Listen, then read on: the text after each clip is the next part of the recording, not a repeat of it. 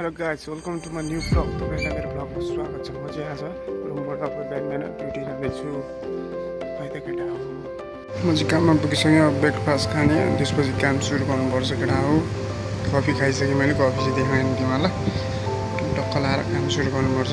यहाँ चाहिँ अन्डा नुडल्स, यो के हो थाहा भएन, यो ससेज, अनि यहाँ चाहिँ नरिवलको के हो खानुपर्ने हुन्छ। अब बत्ती पनि गयो, पङ्खा पनि चल्दैन।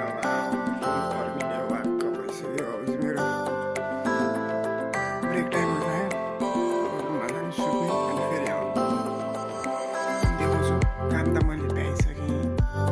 हिजोको ब्लगमा तपाईँले कुन कुन काम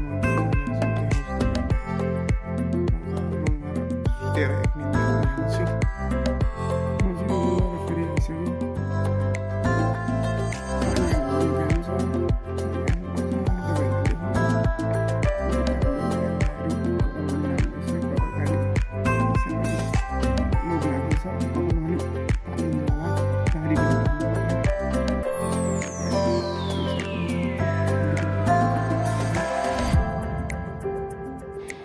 यतादेखि यताभित्र यता साइडमा साफ हान्नुपर्ने।